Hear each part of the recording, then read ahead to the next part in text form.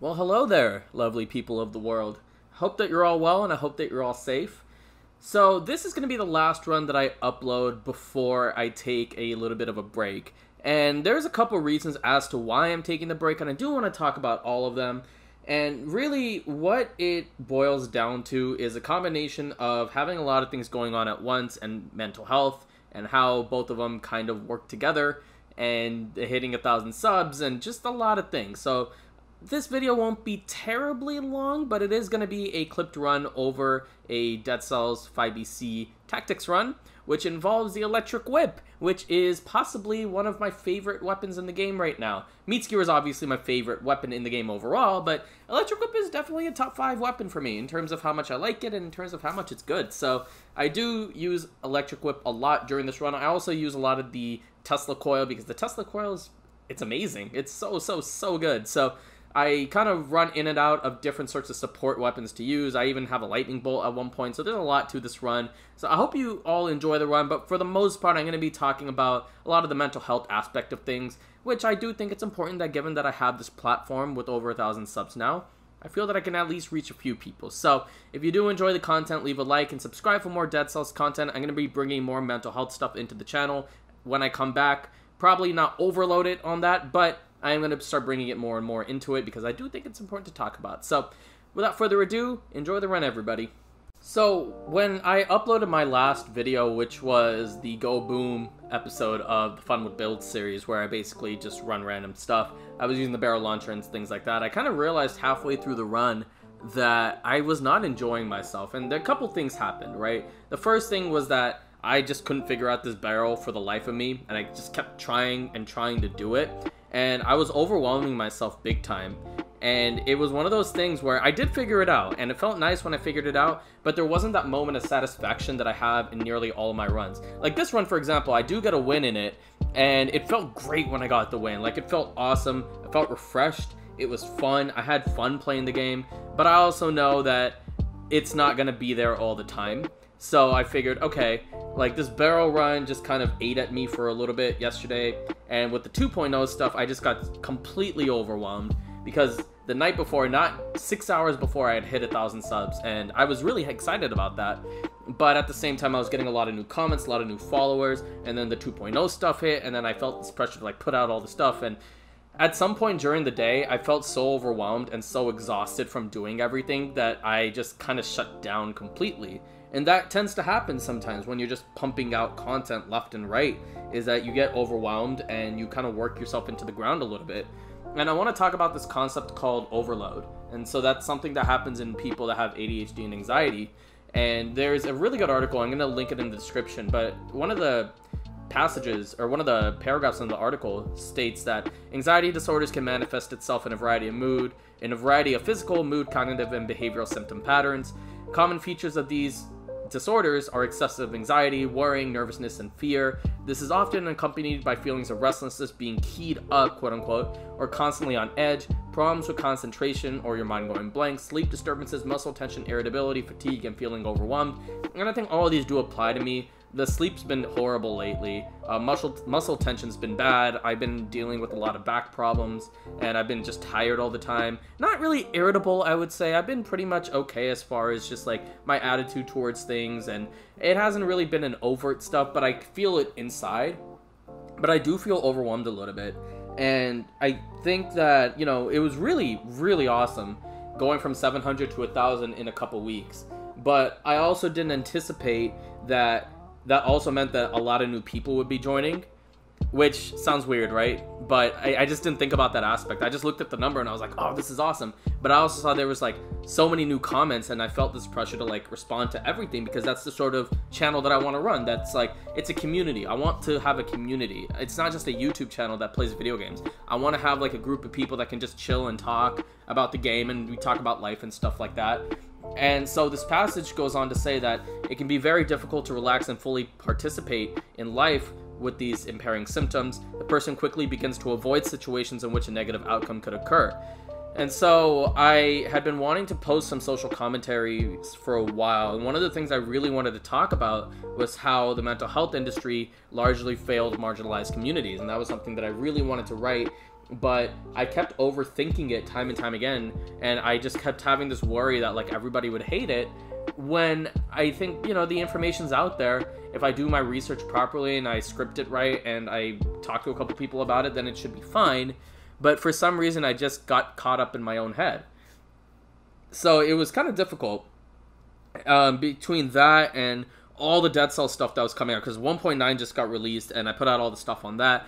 And then I put out like all the ranking videos, and then I was working on like 4 different things at once, and I could kind of feel it start to come, but I had this attitude of like, okay, when it comes, like that feeling of being overwhelmed, like when it comes, and I'll talk about it then. So I kind of knew it was already gonna happen, but in the meanwhile, I was just like, look, like let's just put out all of this content, and then we'll figure it out later. And that later came yesterday. It came a little bit earlier than expected, but I shouldn't be surprised, right? Because when you get a lot of comments in one day, like my first two 2.0 videos ended up with over 1,000 views in just a few hours, and that was kind of scary to me, because I was just like, oh my god, there's so many comments, so many views. I'm getting messages on my social medias left and right, and all that's fine. Like, I don't ever want you guys to feel like you can't comment on my stuff or you can't message me, and I do encourage it, obviously, so I don't want you guys to feel like you shouldn't.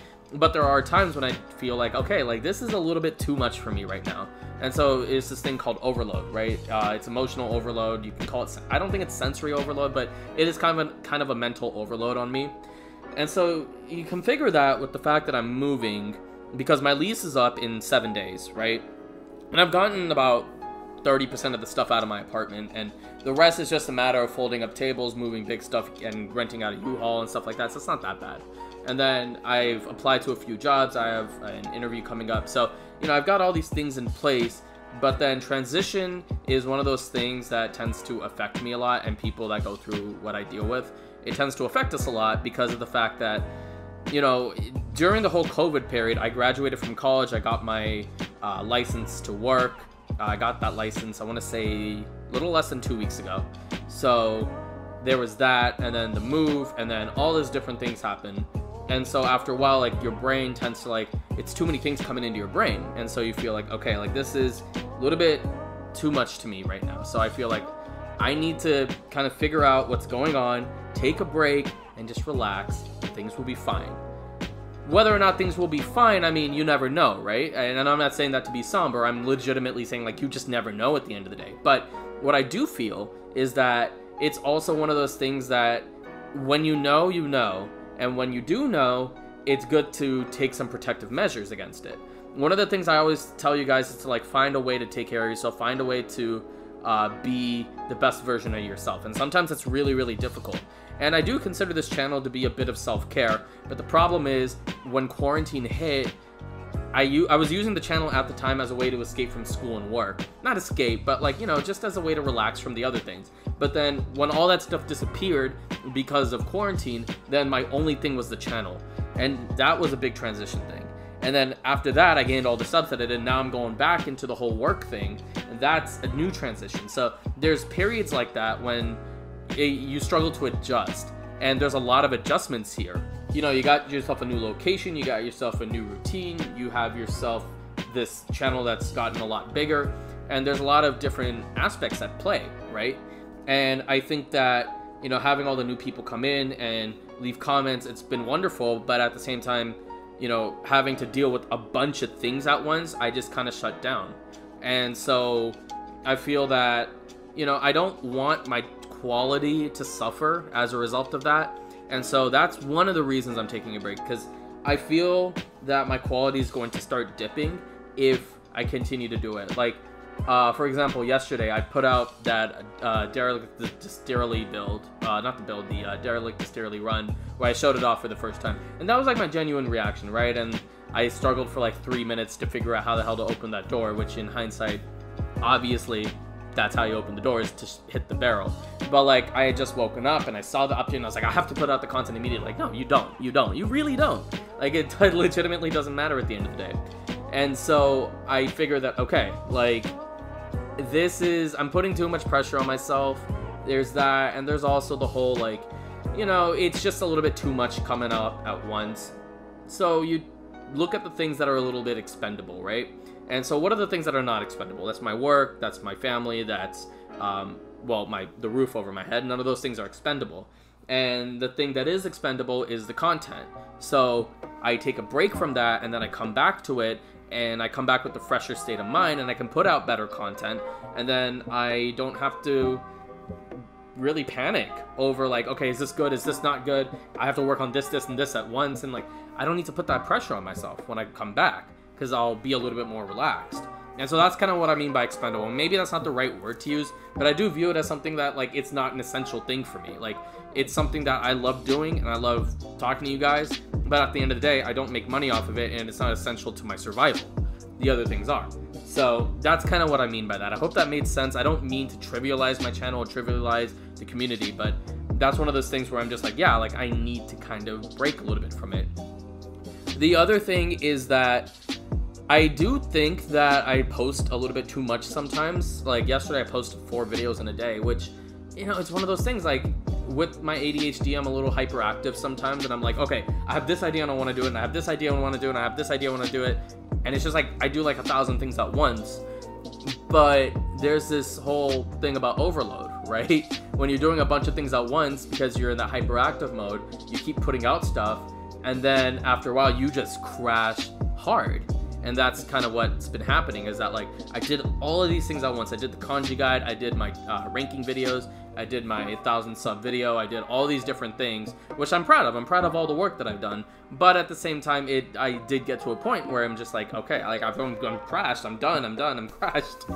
And that's also where the anxiety kind of comes into play, right? Like, I couldn't sleep over certain things. Well, not over the channel, but I couldn't sleep because I was, like, anxious about, like, the interviews, and I'm anxious about moving, and there's, like, again, a lot of things that I'm worried about that most people will be worried about, but because of this way I kind of process things, it's just, like, a little overwhelming.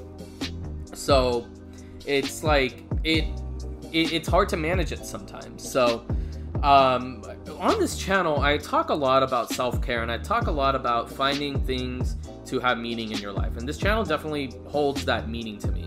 I do value what I've been able to create with the content and the community that I have, but at the same time, I also do see myself as a mental health advocate at the end of the day. It's what I do at work, it's what I do outside of work. I think it's important to talk about. One of the things that's been bothering me lately is I absolutely am disgusted with the way that YouTubers talk about mental health. Not everyone, obviously. Like, there's a lot of people I feel that, you know, tackle it with a lot of nuance and a lot of care. And if they don't know a lot about mental health in general, then they talk about it from a personal perspective.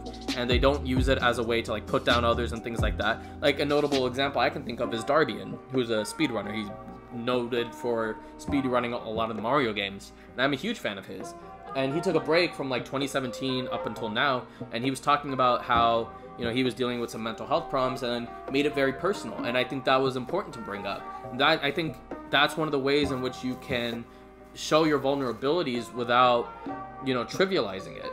And I think he did a great job in talking about what he was dealing with. But, like, there's other people that will claim to know it all, or will use it as a way to justify, like, being a jerk.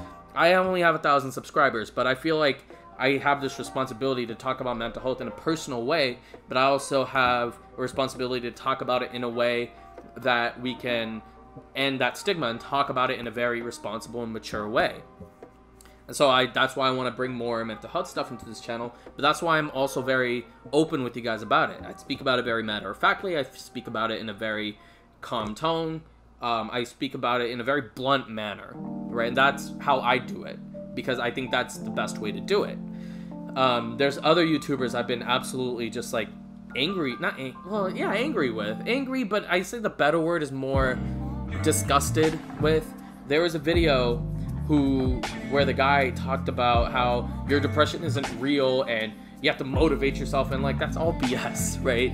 It's all BS. And he was going on, like, he's always, like, is one of those fake motivational speakers, and then talks about how your depression isn't real and how you need to motivate yourself, you need to do this and that. It's just like, dude, screw off. Like, so these are people with large platforms that I feel don't talk about mental health in the right way, and there's others too, right?